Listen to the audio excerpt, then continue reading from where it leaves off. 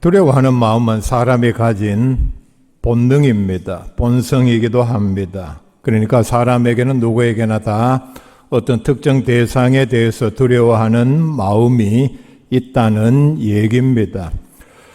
하나님께서 우리에게 주신 기본적인 본능이라고 생각을 합니다. 그래서 사람을 하여금 어떤 대상에 대해서 나는 이것이 두렵다 하면은 피하게 하고 조심하게 합니다.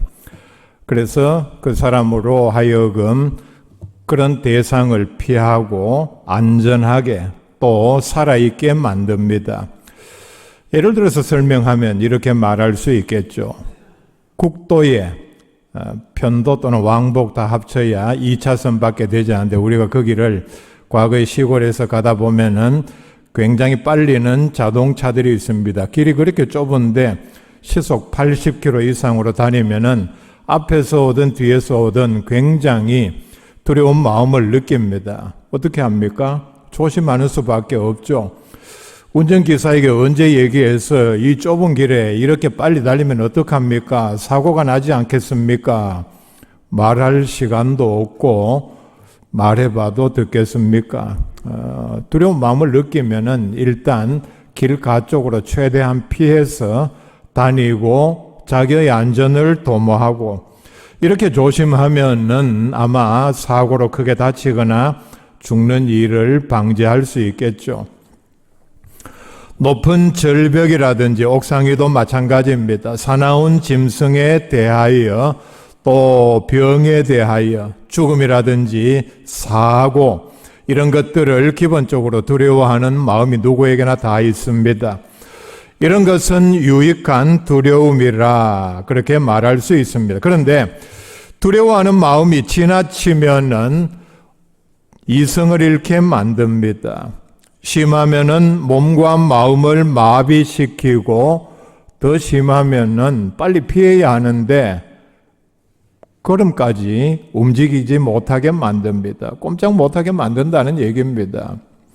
성경에도 그런 많은 예가 나오는데 이게 더 심해지면은 두려움은 주위의 모든 사람들에게 전염시키는 효과까지도 있습니다. 적이 왔을 때에 함께 힘을 합쳐서 전쟁에 나가서 싸워 이겨야 하는데 두려워하는 마음이 점점 커지고 이런 사람들이 점점 늘어나게 되면은 두렵지 않다 생각하는 사람들까지도 두려워하게 만들어서 전쟁에 지게 만드는 그런 결과를 낳고 맙니다. 그래서 서로의 사기가 중요하다는 얘기가 바로 이런 얘기입니다. 사람들이 보면은 공통적으로 두려워하는 것들이 있습니다. 병, 죽음, 사고, 지진 같은 것, 화재가 일어나서 생명뿐만 아니라 모든 것을 잃는 것. 지진을 겪어본 사람의 얘기를 들었습니다. 어떻느냐 물으니까 자기가 지금까지 살아오면서 느낀 두려움 가운데 가장 큰 두려움이었다. 겪어보지 않은 사람은 모른다. 자, 여러분 이 말로 지진이 얼마나 위험하고 두렵다 하는 것을 느끼게 만든다 하는 것을 가늠할 수 있습니까? 우리는 아직 지진을 체험해보지 못했으니까 요즘 보면 지진이 많이 일어나지 않습니까? 내가 앉아있는 방이 아니면 자다가 침대가 흔들릴 때에 건물이 무너질 것 같고 이럴 때에 엄청난 두려움을 느낍니다. 가난, 내가 갑자기 모든 것을 잃고 가난에 떨어지면 어떡하나. 내가 만약에 범죄의 대상이 되면은 그래서 엄청난 피해를 당하면은 테러의 대상이 되면은 전쟁이 일어나면은 아니면은 핵무기가 폭발하면은 또 식구 중에 누가 먼저 죽으면은 이게 사별인데 그게 얼마나 내 남은 생애를 두렵게 만드는가. 외로움도 마찬가지입니다.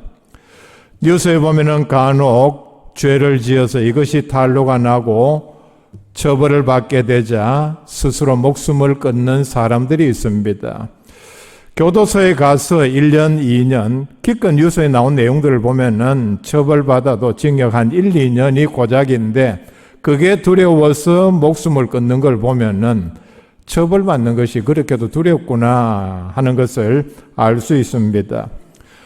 어린이들이 두려워하는 것은 보면은 어두운 방에 혼자 남는 것, 또 어린 나이에 부모와 떨어져 있는 것, 또 어린이들은 괴물이 있다고 생각하죠. 괴물을 만나는 것, 귀신을 만나는 것, 부모가 이혼하는 것, 시험 치는 것, 또 자신의 미래에 대해서 많이 두려워합니다.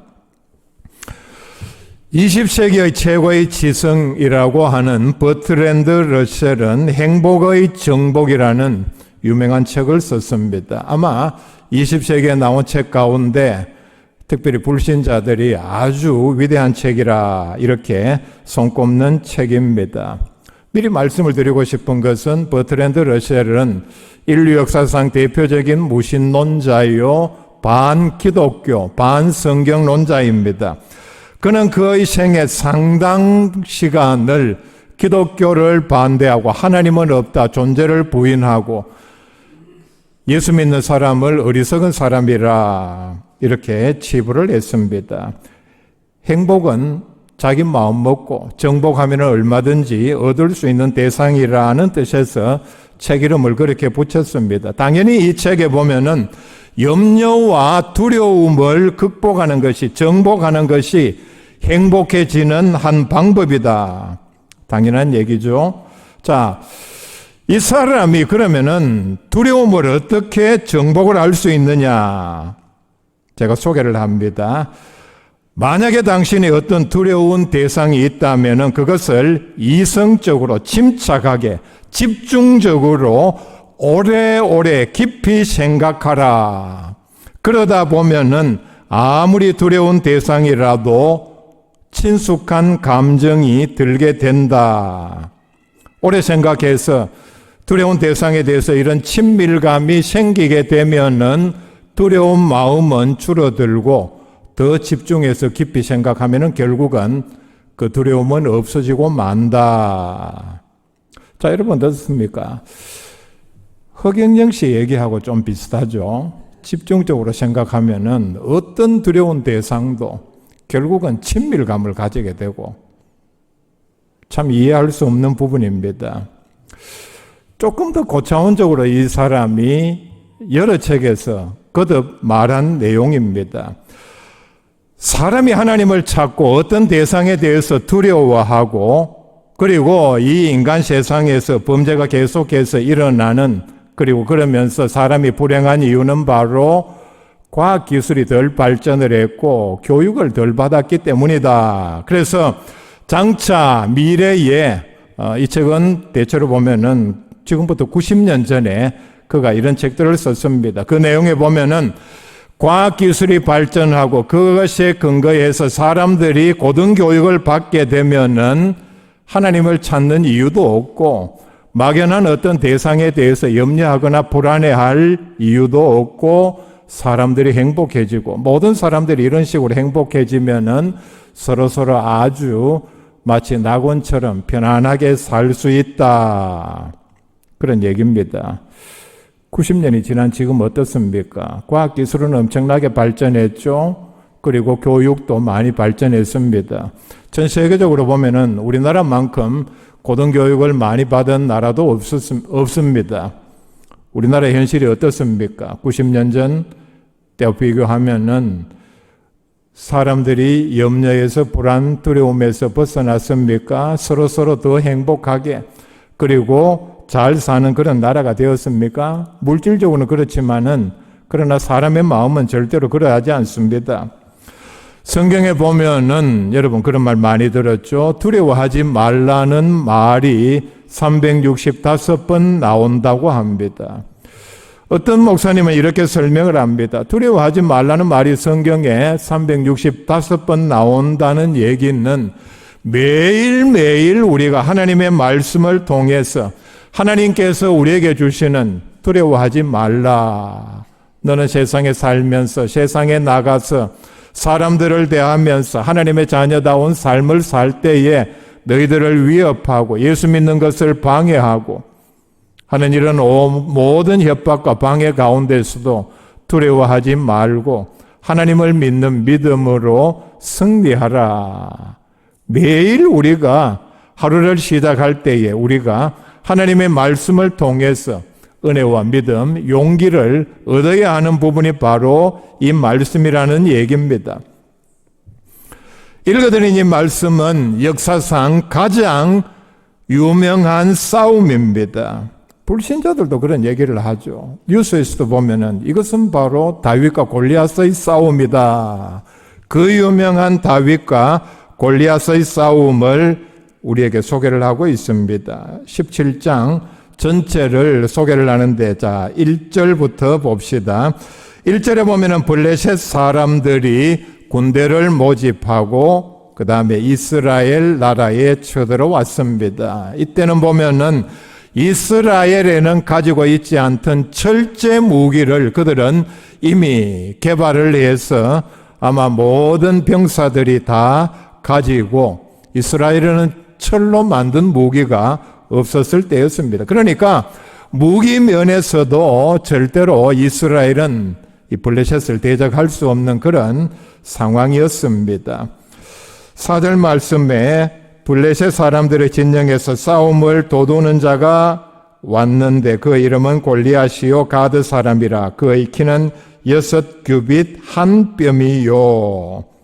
우리 성경에는 이렇게 번역을 했는데, 이 수치는 영어 성경에 보면은 수치가 조금씩 다르게 나오는데, 아무리 적게 잡은 키도 2m 70으로 표기를 했습니다. 어떤 데는 2m 80, 그러니까 최소한 그의 키가 2m 70. 5절 말씀에 보면은 그의 갑옷 무게가 57.5kg. 체격이 그만큼 크니까 또 무장을 완벽하게 하기 위해서 이만한 무게의 갑옷을, 남자 아니면은 사람의 평균 몸무게에 해당하는 그런 갑옷을 그의 몸에 두르고 있었습니다. 7절에 보면은 그 창 자루는 배틀채 같고 창날은 철 600세겔이며 창에 붙어있는 쇠의 무게만 7kg에 해당한다. 이런 엄청난 거구에 엄청난 무장과 무기를 가지고서 이스라엘 모든 병사들이 듣는 가운데 이런 제안을 합니다. 너희 가운데 대표를 뽑아서 1대1로 나와 붙어서 싸워서 이기는 쪽으로 이번 전투의 승자를 정하자.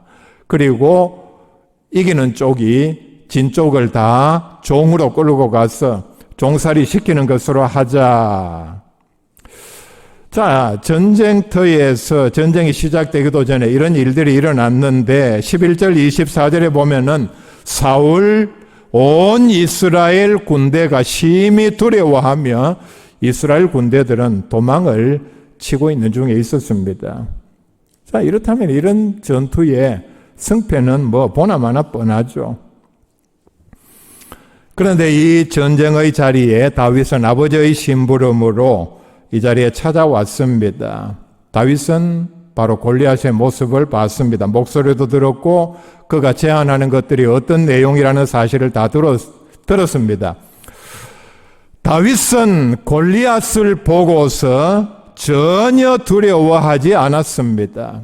왜냐하면은 다윗은 육신의 눈으로 골리앗의 체격, 엄청난 무기를 본 것이 아니라 골리앗을 보았을 때에 그에게 딱 처음 인상은, 그에게 든 생각은, 야, 저 관역이 저렇게 크구나. 맞추기 좋은 엄청난 큰 표적으로 보았습니다. 이때부터 다윗은 물맷돌로 골리앗을 쓰러뜨려야 하는데 어디가 좋으냐? 이마가 제일 좋은데 이마를 보니 이야, 이마박 한번 크구나. 그런 생각이 들었습니다. 그러니까 그의 생각에는 벌써 저 정도 큰 이마박이라면 내가 못 맞출 리 없다. 매우 쉬운 관역이다. 100m 밖에 있는 참새를 맞히는 것과 코끼리를 맞히는 것, 이런 차이겠죠. 코끼리를 못 맞힐 사람이 있겠습니까?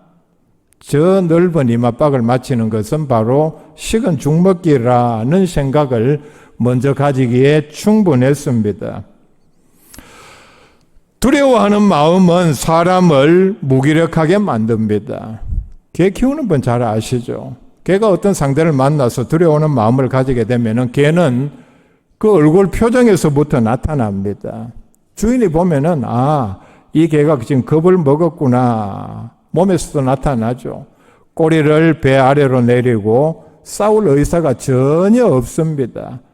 바로 상대방에게 나는 항복입니다. 살려주십시오 하는 그런 신호를 온 몸을 가지고 다 내보냅니다. 권투 선수도 마찬가지죠. 상대방의 그런 명성에 아니면은 처음에 주먹을 맞아서 겁을 먹은 선수는 벌써 자세가 다릅니다. 엉덩이를 뒤로 빼고 도망다니기에 급급합니다. 28절에 보면은 다윗의 큰 형인 엘리압은 먼저 보면은 앞에서 하나님으로부터 왕으로 기름 부음 받기를 거절을 당했습니다. 아마 나이가 있었고 외모가 출중했기 때문에 여기에서 어떤 지휘관 역할을 했을 것입니다. 그런데 이 엘리압은 아버지의 심부름을 온 막내에게 자기가 골리앗 때문에 겁먹은 모든 분노를 다윗에게 다 쏟아붓고 있습니다. 자, 28절 말씀에 보면 큰형 엘리압이 다윗이 사람들에게 하는 말을 들은지라 그가 다윗에게 노를 바라여 이르되, 참 웃기죠. 웃기는 사람이 하는 일이 이겁니다. 자기의 노를 지금 어디에다가 쏟아부어야 합니까? 블레셋 군대 골리앗에 쏟아부어야 하는데 골리앗에게 지금 압도를 당해가지고 겁을 먹으니까 골리앗에 대해서는 전혀 이런 방구도 하지 못하고 모든 분노를 다 다윗에게 쏟아붓고 있습니다. 네가 어찌하여 이리로 내려왔느냐? 들에 있는 양들은 누구에게 맡겼느냐? 나는 네 교만과 네 마음의 완악함을 아노니 네가 전쟁을 구경하러 왔도다. 말도 되지 않는 분노를, 없는 사실을 지금 다윗에게 뒤집어 씌우고 있습니다. 어느 정도 위치를 가진 지휘관일 텐데 엘리압의 이 태도가 온당합니까? 없는 사실을 만들어서 네가 교만하면 네가 완악하고 네가 지금 전쟁을 구경하러 온 것이 아니냐. 두려움에 사로잡혀 있으면은 엉뚱한 데다가 화풀이를 하는 모습을 여기서 보입니다. 다윗은 형 엘리압을 피했습니다. 왜냐하면 형과 싸우러 온 것이 아니기 때문입니다. 다윗은 여기서 분명히 알았습니다. 누구와 싸워야 할지를, 내가 싸워야 할 대상은 바로 저 골리앗이다. 참 교회 안에서 보면 안타까운 사람들이 있죠. 평생을 그렇게 삽니다. 참 드물게. 어떤 사람인가 하면은 항상 보면은 싸우는 대상은 그리스도인들입니다. 그것도 자기 주변에 가까이 있는, 함께 협력해서 자신을 낮추어서 주의 일을 해야 할 그런 동력자와만 늘 싸우는 사람입니다. 우리가 싸워야 할 대상이 누구입니까? 마귀죠. 마귀가 눈에 들어오지 않으니까, 보이지 않으니까 늘 이 사람은 그리스도인과만 싸웁니다. 이게 바로 이적 행위입니다. 적을 도와주는 행위라는 뜻입니다. 마귀가 얼마나 기뻐하겠습니까? 여러분, 절대로라고는 제가 말하지 않겠습니다. 되도록이면은 내가 손해를 보더라도 함께 믿음 생활하는 사람과는 싸우지 마시기를 바랍니다. 다윗은 이 현장에서 적에 대해서 간파를 했습니다. 나의 싸움의 대상은 골리앗이다. 그리고 40절 말씀에 이런 말씀이 나옵니다. 손에 막대기를 가지고 시내에서 매끄러운 돌 5을 골라서 자기 목자의 제구 곧 주머니에 놓고 손에 물매를 가지고 블레셋 사람에게로 나아가니라. 물매와 돌, 막대기를 준비를 했습니다.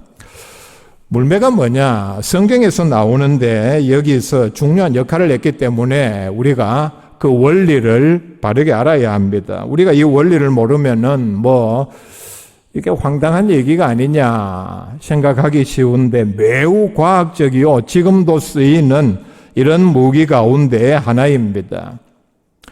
물매는 세총의 원리, 그 이상 투석기의 원리를 이용한, 그러니까 긴 줄에 돌을 싸는 가죽 주머니 같은 것을 붙여서 돌을 넣어서, 여기 사진에 보이죠? 앞에 사진 한번 봅시다.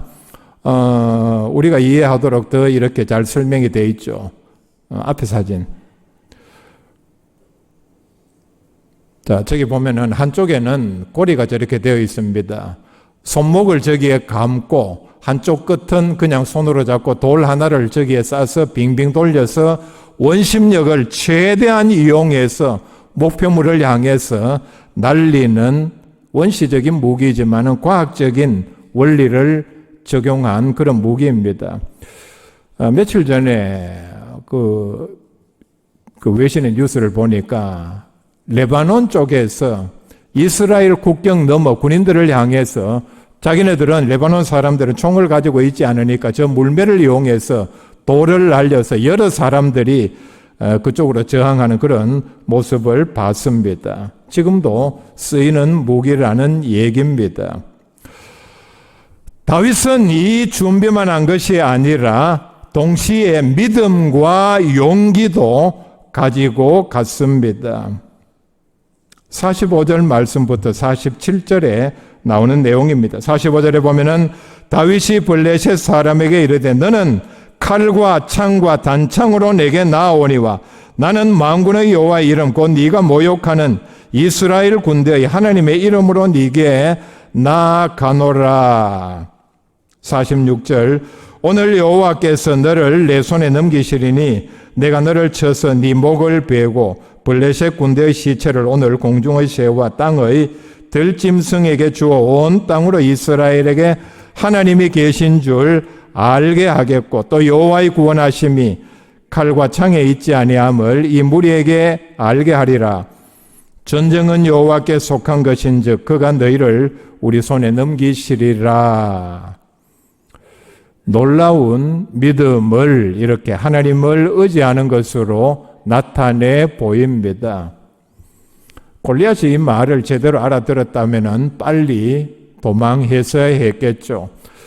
하나님의 영감으로 하는 다윗의 이 경고를 골리앗은 전혀 알아듣지를 못했습니다. 자, 지금까지 배경 그리고 여러분들은 결론을 잘 알고 있습니다. 자, 그렇다면은 오늘 이 말씀에 나오는 17장 전체에서 우리에게 소개하고 있는 이 내용에서 다윗이 승리한 비결이 뭐냐? 간략하게 정리를 해드립니다. 첫째는 다윗은 과거의 승리를 기억을 했습니다. 다윗은 골리앗에게 나아가기 전에 사울왕 앞에서 자신이 지금까지 하나님의 은혜로 보호하심으로 승리한 모든 일에 대하여 이렇게 간증을 합니다. 34절에 다윗이 사울에게 말하되 주의 종이 아버지의 양을 지킬 때에 사자나 곰이 와서 양떼에서 새끼를 물어가면 내가 따라가서 그것을 치고 그 입에서 새끼를 건져내었고 그것이 일어나 나를 해하고자 하면 내가 그 수염을 잡고 그것을 쳐 죽였나이다. 지금 이때의 나이가 다윗이 10대 청소년 나이입니다. 그렇다면 이 일을 몇 년 전부터 했는데 여러분 사자를 보셨습니까? 동물은 우리에 갇힌 사자 아니면은 아프리카 초원에 있는 사자라도 사실 보기만 해도 정말 오싹해서 꼼짝도 못하게 만드는 것이 사자가 우리에게 주는 두려움입니다. 그런데 어린 나이에 10대 중반부터 아마도 자기가 치고 있는 짐승의 새끼를 물어가면은 따라가서 그것을 치고 그 입에서 새끼를 건져내었고 그것이 일어나 나를 해하고자 하면 내가 그 수염을 잡고 그것을 쳐 죽였나이다. 참 이미 놀라운 싸움꾼이 되어 있었습니다. 36절 말씀에 주의 종이 사자와 곰도 쳤은즉 살아계신 하나님의 군대를 모욕한 이 할례 받지 않는 블레셋 사람이리까 그가 그 짐승의 하나와 같이 되리이다. 여기서 다윗을 움직이게 한 그 동의는 바로 하나님의 군대를 모욕한 할례받지 않는 블레셋 사람, 다른 건 내가 다 참아도 하나님의 군대를, 즉 하나님을 모욕한 이런 놈들은 내가 절대로 참지를 못합니다. 하나님을 향한 의분이 그에게 이렇습니다. 정리하는 말씀이 37절 말씀입니다. 여호와께서 나를 사자의 발톱과 곰의 발톱에서 건져내셨은즉 나를 이 블레셋 사람의 손에서도 건져내시리이다. 어디서 나온 얘기입니까? 근거가 어디에 있습니까? 하나님께서 반드시 나를 블레셋 사람의 악위에서 건져내실 것입니다. 뭘 기억해서 이 말을 하는가 하면은 과거의 하나님께서 베풀어 주신 모든 승리를 기억하고서 거기에 근거해서 다윗은 자신 있는 간증을 하고 있습니다. 현재 내가 느끼고 있는 이 두려움은 과거의 하나님께서 내게 함께 해주셔서 베풀어 주신 승리를 기억하면은 능히 정복할 수 있다는 얘기입니다. 하나님께서 주신 승리를 기억하면은 어떤 두려움도 우리가 정복할 수 있습니다. 두 번째는 자신의 장점을 활용을 했습니다. 우리 모든 그리스도인들은 하나님의 자녀입니다. 그렇다면은 스스로 반드시 이 생각을 가져야 합니다. 나는 하나님께서 만드신 단 하나밖에 없는 창조물이다. 자, 여러분, 세상 사람들과 비교해서, 비교하면 내가 어느 정도 이 사회에서 레벨이 있고, 어느 정도 가졌고, 현재 내 소유가 얼마나 되고, 이렇게 비교하면은 인간적인 답이 나오지 않습니까? 여기에만 집착해서 이런 식으로만 생각하면은 그 사람이 과연 하나님의 자녀입니까? 하나님의 자녀라는 말 자체가 우리에게 엄청난 특권이요, 이미 프리미엄을 가지고 있다는 얘기입니다. 내가 하나님의 자녀라는 말은 나는 이 세상의 인류 역사상 존재하는 수백억의 인구 가운데 단 하나밖에 없는 유일한 창조물이다. 자, 이 말이 무슨 뜻이냐 하면은 하나님께서 그렇다면은 다른 사람에게는 주지 않는 나만의 특별한 장점이 있다는 얘기입니다. 그 얘기는 자동적으로 다른 어떤 사람도 할 수 없는 특별한 능력을 가지고 있다는 얘기이기도 합니다. 하나님의 자녀여 예수 그리스도의 몸인 이 교회의 한 지체라면은 어떤 사람도 갖지 못한, 지체라는 말이 그렇지 않습니까? 손, 눈, 코, 귀, 입, 우리 몸 안에 있는 여러 많은 기관, 여러분 하나라도 없으면은 온전하지를 못합니다. 유일하고도 독특한 기능을, 사명을 가지고 있는 것이 하나님의 자녀요 그리스도의 몸의 지체라는 뜻입니다. 38절 말씀부터 39절 말씀에 이렇게 설명을 합니다. 다윗이 자원해서 나가겠다고 하니까 사울이 불러서 38절에 사울이 자기 군복을 다윗에게 입히고 노투구를 그의 머리에 씌우고 또 그에게 갑옷을 입히매. 자, 여러분 이 사실 알죠? 사울은 이스라엘 모든 사람 가운데서 어깨 위에 머리가 하나 더 올라갈 정도로, 그러니까 모든 사람들보다 머리 하나가 더 키가 컸다. 그러니까 다윗은 체격이 그렇게 크지 않았을 것입니다. 그 다윗에게 이스라엘 백성 가운데 가장 체격이 좋은 사울의 군복 갑옷을 입히니까 어떻게 됐겠습니까? 사울이 다윗을 아끼는 마음으로 죽으면 어떡하나, 노파심에서 자기의 갑옷을 입혔지만은 39절에 보면은 다윗이 칼을 군복위에 차고는 익숙하지 못함으로 시험적으로 걸어보다가 사울에게 말하되 익숙하지 못한 이것을 입고 가지 못하겠나이다 하고 곧 벗고 그런 모든 무장 갑옷을 다 벗어버렸습니다. 골리앗의 갑옷의 무게가 얼마나 그랬습니까? 57kg가 넘었다 그랬죠. 상대는 저렇게 완전 무장을 하고 엄청난 무기를 가지고 나오는데 다윗은 여기서 보면은 사울의 모든 갑옷, 칼을 놓아버렸습니다. 무슨 얘기인가 하면은 하나님께서 맡기지 않은, 하나님께서 너에게 능력과 재능을 주지 않은 일에 매달릴 필요가 없다는 얘기입니다. 노력을 하지 말라는 얘기는 아닙니다. 자신의 능력을, 은사를 개발할 필요는 있습니다만은 하나님께서 맡기지 않은 일에, 쓰시려고 하지 않은 일에 매달려서 아까운 충성의 에너지를 소진할 필요는 없습니다.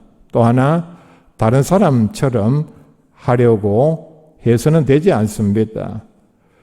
다른 사람과 같은 방식으로 싸우려고 하지 않았습니다. 다윗은 이미 칼보다는 어릴 때부터 숙달된 물매와 돌이 있었습니다. 칼을 가지고 골리앗과 붙어서 싸울 필요는 없었다는 얘기입니다. 골리앗이 칼과 창을 가지고 나온다고 해서 다윗도 칼과 창을 가지고서 가까이 붙어서 적어도 1m, 2m까지 접근을 해야 하겠죠. 그렇다면 만약에 싸움의 결과가 어떻게 됐겠습니까? 같은 일, 어떤 사람은 성공해도 다른 사람은 실패할 때가 분명히 있기 때문입니다. 그리고 골리앗은 이미 칼에 숙달된 장수였습니다. 하나님께서 내게 주신 은사, 달란트, 성령의 은사를 찾는 것이 매우 중요합니다. 다윗은 골리앗의 약점을 간파를 했습니다. 골리앗의 약점이 뭡니까? 갑옷이 엄청 무겁고 저걸 다 입고 무거운 무기를 들고서는 동작이 느릴 수밖에 없었다. 그리고 다윗은 매우 빨랐습니다. 갑옷도 입지 않고 쇠로 된 무기도 가지지 않았으니까 이미 물매에 숙달이 되어 있었습니다. 그러니까 나는 이렇게 빠른데 잽싸게 가까이 접근할 필요도 없고 물맷돌을 이용하면은 골리앗은 보니까 저렇게 거구에, 자 여러분, 거구치고 동작 빠른 사람 없습니다. 그렇죠? 그 다음에 저렇게 동작이 굼뜨니까 거기다가 이마박은 또 저렇게 크니까 내가 물맷돌로 날려서 이마박에 때려박기는 아주 좋은 신체적인 조건을 가지고 있다.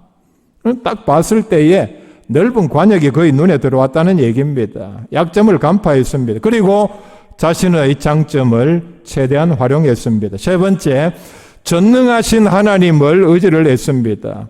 다윗은 이 싸움을 어떻게 이해를 했느냐? 45절 말씀입니다.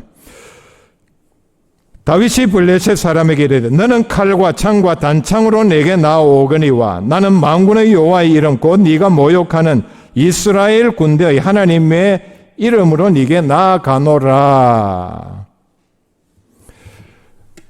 이 말의 핵심은 이겁니다. 너는 지금 이스라엘 군과 또는 나와 싸우러 나온 것이 아니다.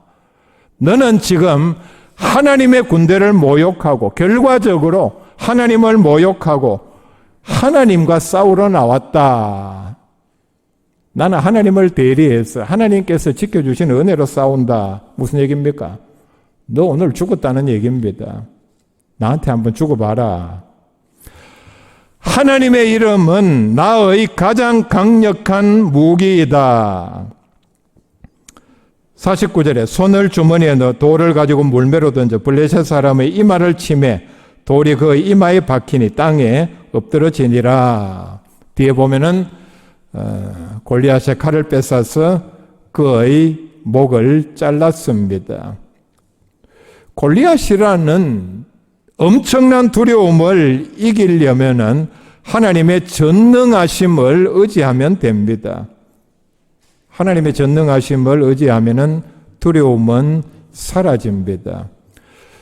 이스라엘 군대가 두려워한 이유가 뭡니까? 골리앗의 크기, 그 목소리, 그의 무기, 더 많은 군대의 숫자를 보았기 때문입니다. 그래서 이스라엘 군대의 결론이 뭡니까? 우리는 죽었다. 죽기 전에 도망치자. 그거 아닙니까? 다윗이 골리앗을 두려워하지 않은 이유는 골리앗과 자신을 비교한 것이 아니라 골리앗과 하나님의 능력을 비교했기 때문입니다. 그래서 다윗의 결론은 너는 내 손에 죽었다. 그러니까 자신 있게 믿음과 용기를 가지고 나아갔습니다. 디모데후서 1장 7절에 하나님이 우리에게 주신 것은 두려워하는 마음이 아니요 오직 능력과 사랑과 절제하는 마음이니 말씀합니다. 요한일서 4장 18절에 사랑 안에 하나님을 사랑하는 사랑입니다. 또 하나님께서 우리를 사랑하는 그 사랑입니다. 사랑 안에 두려움이 없고 온전한 사랑이 두려움을 내쫓나니 두려움에는 형벌이 있음이라. 두려워하는 자는 사랑 안에서 온전히 이루지 못하였느니라 말씀을 합니다. 하나님을 의지하는 믿음으로 두려움을 물리치는 주의 백성들 다 되시기를 바랍니다.